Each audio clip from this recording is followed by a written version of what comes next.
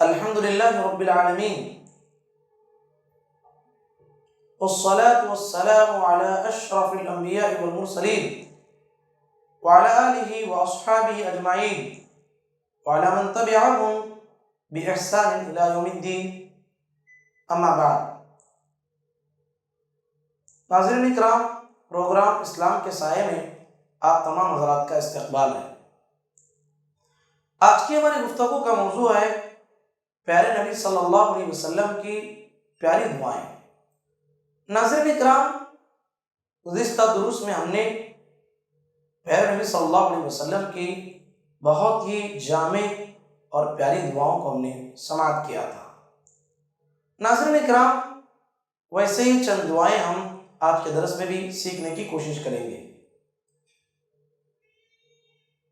معزز بھائیوں، ہم جس معاشرے اور سماج میں رہتے ہیں وہاں لوگ کچھ صحت مند نظر آتے ہیں تو دوسری طرف بہت سارے لوگ بیمار جسم کو لے کے زندگی گزارتے ہیں، بیماری میں مبتلا رہتے ہیں۔ کوئی روحانی بیماری میں مبتلا ہے، کوئی جسمانی بیماری میں مبتلا ہے۔ الغرض بیماریوں کا انبار ہے، دواخانے بھرے ہوئے ہیں۔ ایسے میں ان بیماریوں سے، ان پریشانیوں سے ہم نجات حاصل کرنے کے لیے دنیاوی اسباب کو اپناتے ہیں۔ کوئی ڈاکٹر کے پاس جاتا ہے اور کوئی کسی حکیم کے پاس جاتا ہے اور وہاں پر اپنا علاج کراتا ہے۔ یاد رکھیے، اسباب کو اپنانا غلط نہیں ہے۔ شریعت نے کہا کہ جہاں تم ڈاکٹر کے پاس جاتے ہو، حکیم کے پاس جاتے ہو، دوا کے کھانے کے ساتھ ساتھ دعا کا بھی اہتمام کیا جائے اور اللہ کی ذات پر کامل بھروسہ رکھا جائے کہ جس بیماری میں مبتلا ہوں، میری بیماری کا علاج میرا رب کرنے والا ہے۔ ڈاکٹر کی دوا میں کوئی طاقت نہیں، دوا میں تاثیر پیدا کرنے والی ذات اللہ کی ذات ہے۔ اس لحاظ سے آپ نبی کریم صلی اللہ علیہ وسلم کی زندگی کا مطالعہ کریں تو کتب احادیث میں اور نبی کریم صلی اللہ علیہ وسلم نے ہمیں بہت ساری دعائیں سکھائی ہیں۔ اگر کوئی آدمی بیماری میں مبتلا ہے، بیماری سے نجات چاہتا ہے، وہ ایوب علیہ السلام کی اس دعا کو اپنی زندگی میں پڑھنے کی کوشش کرے۔ سورہ انبیاء آیت نمبر 83 80/3، اس میں آپ پڑھ کے دیکھیے۔ ایوب علیہ السلام ایک جلیل القدر پیغمبر تھے۔ اللہ تعالیٰ نے آزمائش ان پہ ڈال دی، بیماری میں مبتلا ہو گئے۔ بیماری میں مبتلا ہونے کے بعد پریشان رہے۔ روایتوں میں آتا ہے بیماری ایک دن اور ایک ہفتہ، ایک مہینہ اور ایک سال کی نہیں تھی، بلکہ مکمل 18 سال کی بیماری تھی۔ 18 سال مبتلا تھے۔ اللہ سے ایک دعا کی اور اس دعا کے ذریعے سے اللہ سے مدد مانگی تو اللہ تعالیٰ نے انہیں اس دعا کی بدولت صحت عطا کیا۔ وہ دعا آج ہم سیکھنے جا رہے ہیں۔ اس دعا کو بیماری آنے کے بعد پریشان حال بیمار آدمی اس دعا کو پڑھے، امید ہے کہ اللہ تعالیٰ اس کو شفا یابی نصیب کرے گا۔ وہ دعا ہے سورۃ الانبیاء آیت نمبر 83، رب انی مسنی الضر وانت ارحم الراحمین۔ پروردگارہ، مجھے بیماری لگی ہے، تکلیف پہنچی ہے، تو ہی رحم کرنے والا ارحم الراحمین ہے۔ تو اس طریقے سے اللہ تعالیٰ نے بیماری سے حضرت ایوب علیہ السلام کو نجات دیا۔ ناظرین اکرام، ہم جس معاشرے میں رہتے ہیں وہاں پر آدمی ہمیشہ خوف کے ماحول میں زندگی گزارتا ہے۔ کبھی انسانوں کو کسی دشمن کا خوف لاحق ہوتا ہے، کبھی کسی کو کسی تاجر کا خوف لاحق رہتا ہے، کبھی کسی آدمی کو اپنے پڑوسی کی دشمنی کا خوف لاحق ہوتا ہے۔ تو ایسے میں انسان کی زندگی بڑی پریشان کن ہو جاتی ہے۔ دشمنوں کا خوف اس کے سر پہ لیے ہوئے وہ زندگی گزارتا ہے۔ یاد رکھیے، دشمنوں کے خوف سے بچنے کے لیے ہم 1000 تدبیریں اختیار کرنا چاہیں کریں گے۔ کوئی کسی کی دشمنی سے بچنے کے لیے کوئی پولیس کا سہارا لیتا ہے، کوئی کسی اپنے خاندانی رشتہ داروں کا سہارا لیتا ہے، لینا چاہیے، لیکن یاد رکھیے زندگی میں کبھی کسی انسان کی دشمنی کا خوف ہمیں لاحق ہو۔ اس حوالے سے بھی پیارے نبی صلی اللہ علیہ وسلم نے ہمیں دعا سکھائی ہے۔ اگر ہم اس دعا کو پڑھ لیں گے، کائنات میں کوئی مدد کرے یا نہ کرے، اللہ تعالیٰ ہمارا مدد اور مددگار ثابت ہوتا ہے، ہمارا ناصر و حامی ہوتا ہے۔ وہ دعا ہے کتب احادیث میں اللہ کے نبی صلی اللہ علیہ وسلم نے ہمیں فرمائی ہے اور سکھائی ہے، اللہم انا نجعلک فی نحورہم ونعوذ بک من شرورہم۔ اللہم انا نجعلک فی نحورہم ونعوذ بک من شرورہم۔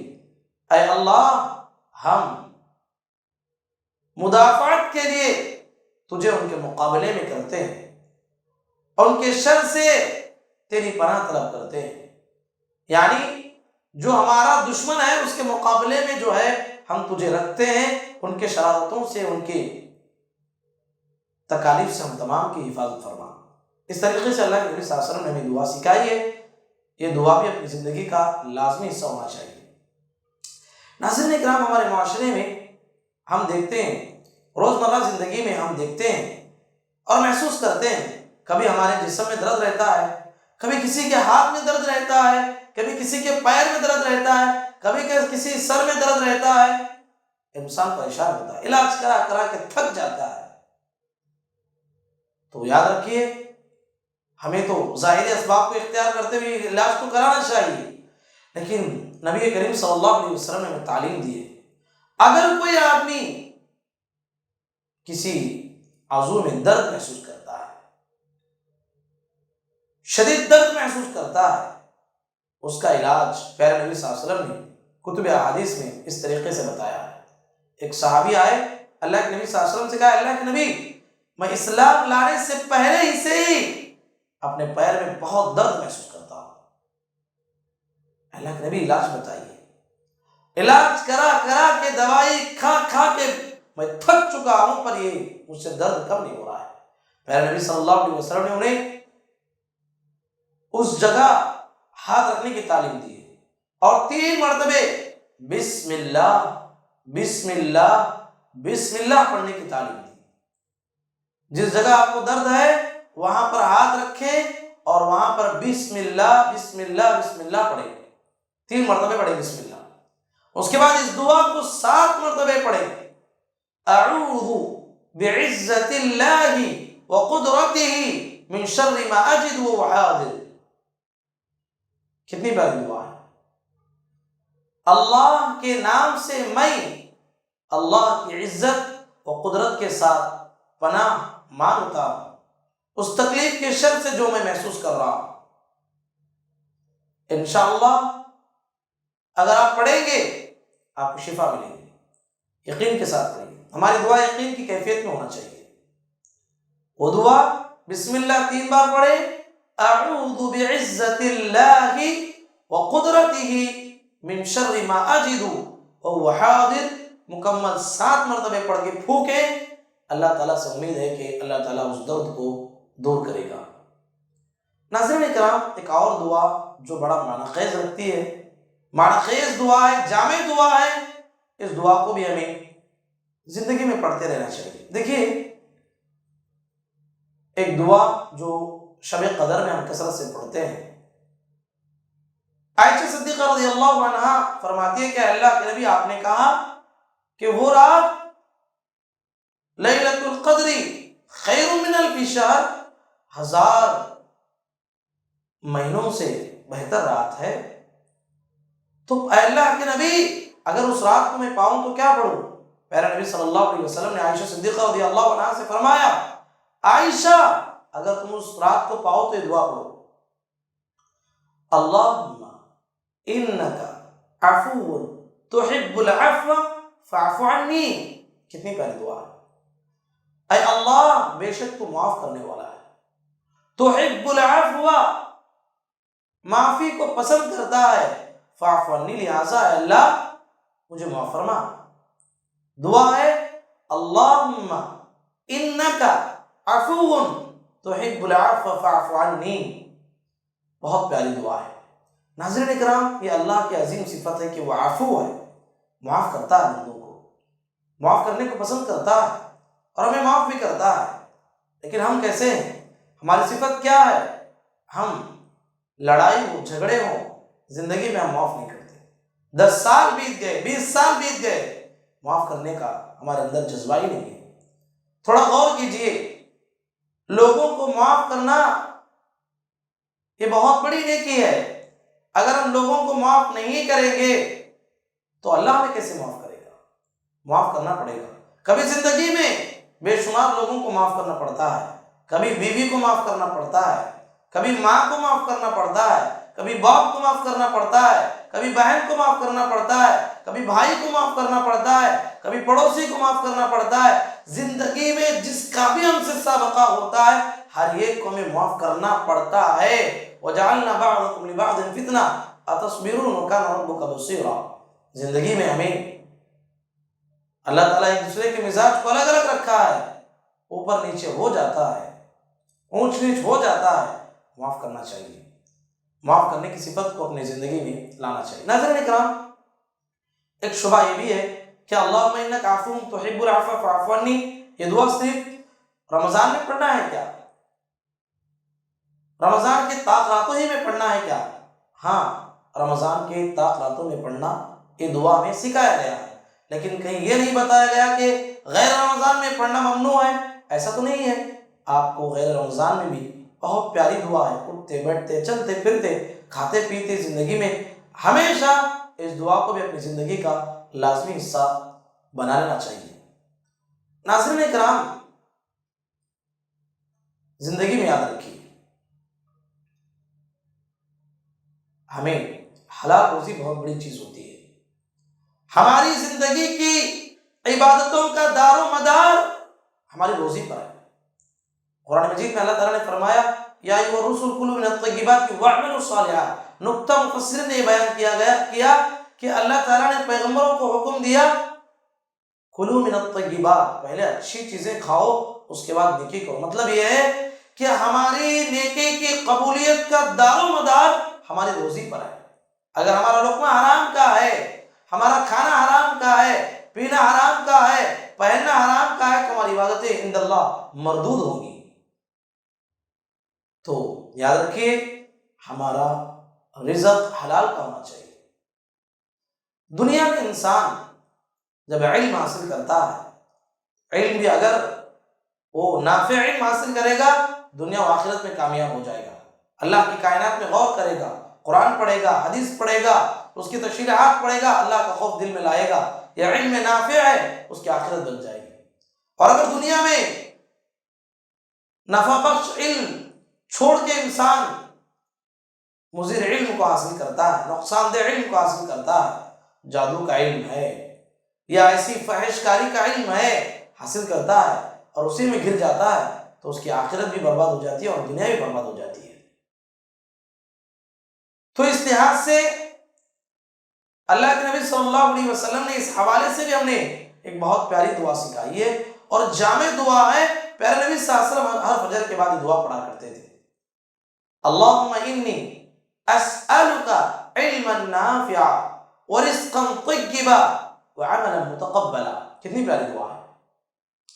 اے اللہ، میں تجھ سے علم نافع کا سوال کرتا ہوں، ورزقا طیبا، اے اللہ پاکیزہ روزی کا میں تجھ سے سوال کرتا ہوں، وعملا متقبلا، اے اللہ دنیا میں انسان بہت ہے اور بہت نیکیاں کرتے ہیں، لیکن اس دنیا کی نیکی وہ نیکی ہے جو تیرے پاس قبول ہوتی ہو۔ اے اللہ ایسی نیکی کی توفیق عطا فرما جو نیکی کی تیرے پاس قبول ہوتی ہو۔ 3 چیزیں مانگی ہیں اور یہ دعا بھی بہت پیاری دعا ہے۔ اس دعا کو بھی زندگی میں پڑھنا نہ بھولے۔ دعا ہے اللہم انی اسألک علما نافعا ورزقا طیبا وعملا متقبلا۔ اس دعا کو بھی اپنی زندگی کا لازمی حصہ بنائیں اور اپنی اولاد کو بھی اس دعا کو سکھانے کی کوشش کریں۔ ناظرین اکرام، اسی طریقے سے ہم دیکھتے ہیں ہمارے معاشرے میں بہت سارے لوگ ضرورت پڑنے پر گھر سے بہت بار گھر سے باہر نکلتے ہیں، گھر میں داخل ہوتے ہیں، نکلتے ہیں، داخل ہوتے ہیں، ایسے میں ہمیں دعا کا اہتمام نہیں کرتے، دعا نہیں پڑھا کرتے، جس کی وجہ سے ہمیں دیکھنے کو ملتا ہے کتنے حادثات دنیا میں رونما ہوتے ہیں۔ کوئی اچھا انسان، سالم انسان، صحت مند انسان، تھوڑی دیر پہلے مسکرانے والا انسان، تھوڑی دیر پہلے ہم سے ملاقات کرنے والا انسان، کیا اپنے گھر سے نکلا اس کی لاش گھر کو پہنچتی ہے؟ کیا وجہ ہے؟ ہم گھر سے نکلتے ہوئے دعا کا اہتمام نہیں کرتے، جس کی وجہ سے حادثات کا شکار ہوتے ہیں۔ آئے دن ایسے واقعات ہم اپنی زندگی میں دیکھنے کو ملتے ہیں۔ ناظرین کرام، حادثات سے بچنا چاہتے ہیں، پریشانیوں سے بچنا چاہتے ہیں۔ کتنے لوگ ہیں اپنے گھروں سے دعا پڑھ کے نکلتے ہیں اور اسے لگتا ہے کہ آج مجھے بچنا ہی نہیں تھا، اتنے بڑے حادثے میں وہ موت کے منہ میں چلا جاتا ہے، پھر اسے کوئی دھکا ہی نہیں لگتا، صحیح سالم گھر کو لوٹتا ہے۔ کیا وجہ ہے؟ وہ گھر سے باہر نکلتے ہوئے دعا کا اہتمام کیا تھا، اللہ کی جانب سے غیبی طور پر اس کی مدد ہوئی۔ تو گھر سے نکلتے ہوئے دعا کا اہتمام کریں۔ اللہ کے نبی صلی اللہ علیہ وسلم نے اس حوالے سے بھی ہمیں بہت پیاری دعا سکھائی ہے۔ اس دعا کا بھی ہم اگر اہتمام کریں گے تو ہماری زندگی میں جو ہے برکتیں ہی برکتیں آئیں گی، اللہ کی حفاظت ہمارے ساتھ شامل حال ہوگی۔ وہ دعا ہے بسم اللہ توکلت علی اللہ لا حول ولا قوت الا باللہ۔ کیا ہے؟ بسم اللہ توکلت علی اللہ لا حول ولا قوت الا باللہ، اللہ کے نام کے ذریعے سے میں گھر سے باہر نکلتا ہوں، اللہ کی ذات پر میں نے مکمل بھروسہ کیا ہے، کسی شر اور کسی برائی سے بچنا یا کسی نیکی کو حاصل کرنا اللہ کی مدد کے بغیر ناممکن ہے۔ تو اس لحاظ سے اس دعا کو پڑھیں، اور مزید دعائیں بھی کتب حدیث میں آئی ہے۔ اللہم انی اعوذ بک ان اضل او اضل او ازل او ازل او اظلم او اظلم او اجہل او یجہل علی۔ یہ بھی بہت پیاری دعا ہے، اس کا بھی بڑا معنی جامع ہے، آپ اس کو بھی پڑھ سکتے ہیں۔ ناظرین اکرام، ہمارے معاشرے میں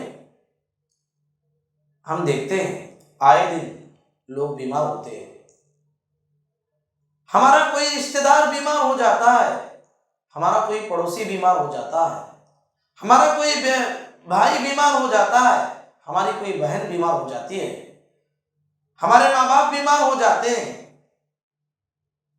آج ہمارے معاشرے میں ایسا ہو چکا ہے کہ ہم ان کی عیادت تو دور کی بات، فون پر بھی ان کی خیر خیریت نہیں پوچھتے۔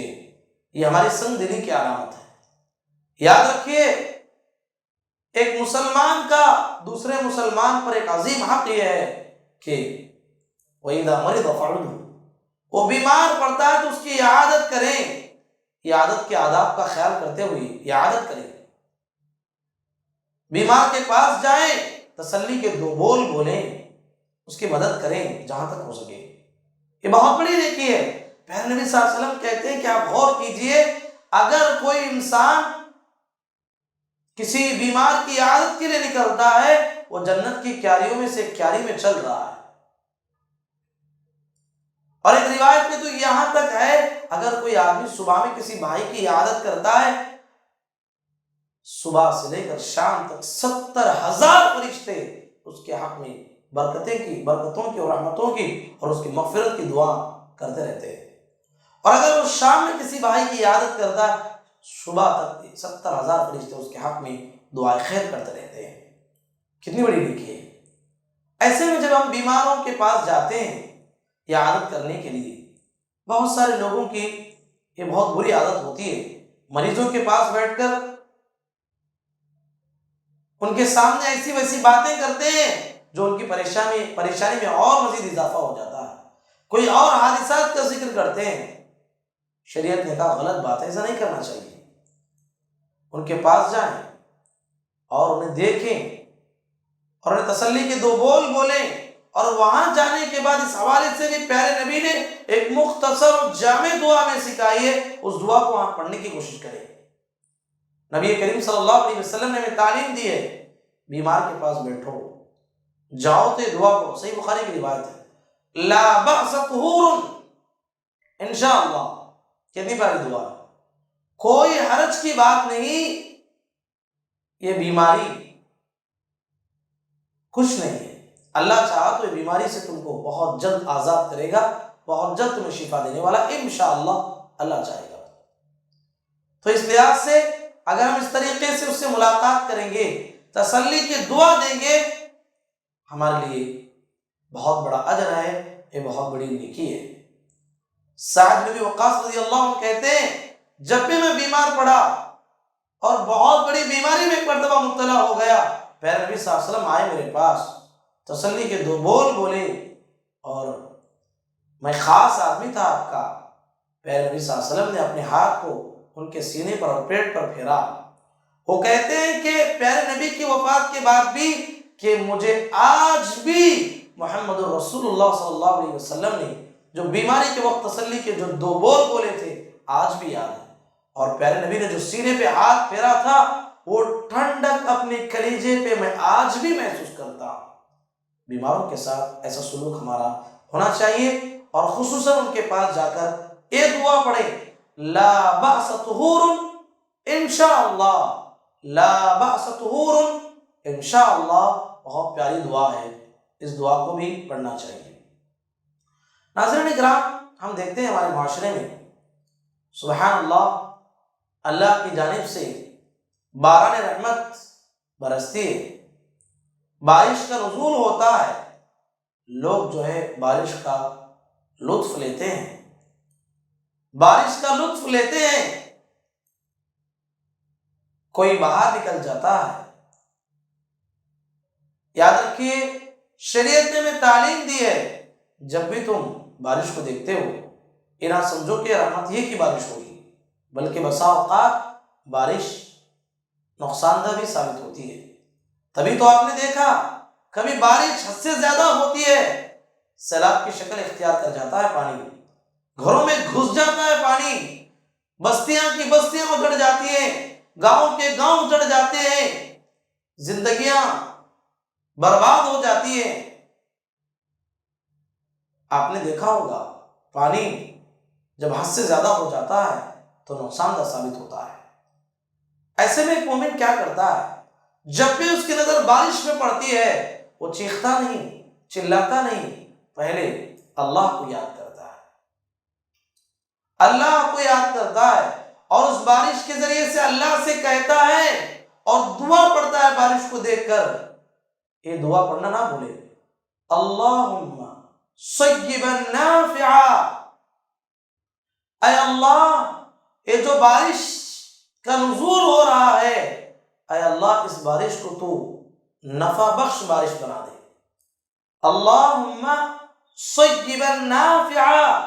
اس دعا کو کثرت سے ہمیں پڑھنا چاہیے، اپنی زندگی کا لازمی حصہ بنانا چاہیے۔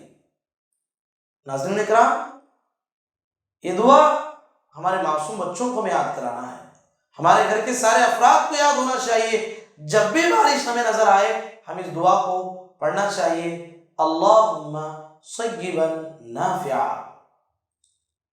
ناظرین اکرام، ایک اور دعا، ہمارے معاشرے میں ہمارے ساتھ بہت سارے لوگ حسن سلوک کرتے ہیں، حسن سلوک کرتے ہیں، کوئی ہم جا رہے تھے ہماری کوئی چیز نیچے گر گئی اٹھا کے دے دیتا ہے، یا ہم گھر میں بیٹھے ہوئے ہیں ہماری اہلیہ ہی خود ہمیں کچھ مدد کرتی ہے، یا ہمارا بیٹا ہماری مدد کرتا ہے، یا ہمارا بھائی ہماری مدد کرتا ہے، ہماری ماں ہمارے والد ہماری مدد کرتے ہیں۔